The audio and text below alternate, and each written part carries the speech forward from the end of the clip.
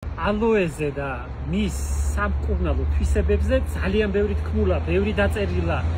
არა უკეთესი საშუალება ბევრი რამისთვის.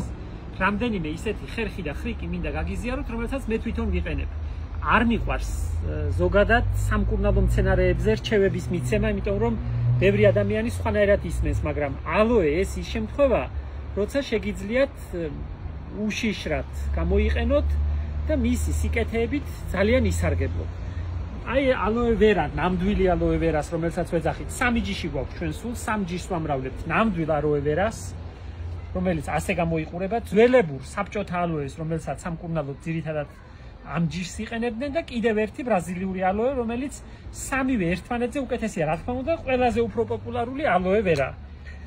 ფოთოლს მოვჭრით, გავიმეტებთ ერთ სქელ ფოთოლს, ძალიან ადვილად მოვაძრობთ და გავრეცხავთ, რა თქმა უნდა, გავასუფთავებთ, ეკლებს გავაცლით.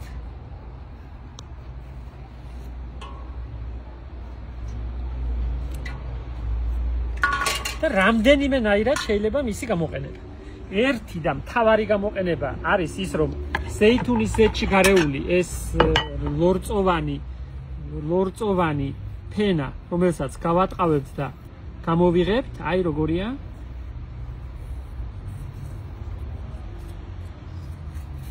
უმარტივესად შეიძლება დამზადდეს, აი როგორი ლორწოვანია. როგორი მწარია.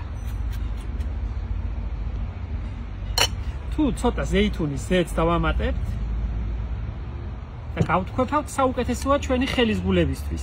აი ნამუშევარი ხელი, ნაშრომი ხელი, დასუსხული ხელი, გამომშრალი ფრჩხილები, უკეთესი საშუალება ალოე გათქვეფილი ზეითუნის ზეთში არ არსებობს. თან მარტივად დაირბილებთ თითებს და მეორე დღეს როგორც ჩვილი ბავშვი ისე გექნებათ ხელები. კი ვთქვი ერთხელ რომ არ მიყვარს ამის რჩევა, მაგრამ თაფლთან არეული ალოეს რბილობი საუკეთესო საშუალებაა არავნებს არც ერთ ადამიანს, არც პაუშს, არც დიდს.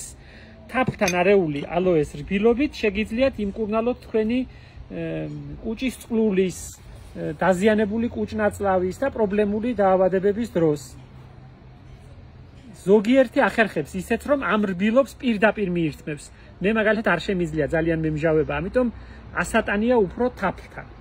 სხვას რომ ყველაფერს თავი დავანებოთ და არაფერი ისი არ გავაკეთოთ, შუაში გაჭრილი ალოეს ფოთოლი, როგორც კიტრის ნათალს ისმევენ სახეზე. საოცრად არბილებს ხელებს, კანს, ფეხებსაც, ფეხის გულებს. საუკეთესო საშუალება, აი როგორი ლორწოვანია, ნახეთ? აი თაფლთან არეული დილას უზმოზე 3 კოვზი რომ მიირთვათ, ეს იქნება კაი რამე. ასევე ერთი პატარა რეცეპტი კიდე, ასე ალოეს რბილობი გლიცერინთან ერთად. ფეხებისთვის, ქუსლები, ვისაც აქვს დაზიანებული, ნაშრომი ხელებისთვის და ფეხებისთვის, უკეთესი კიდურებისთვის საშუალება არ არსებობს.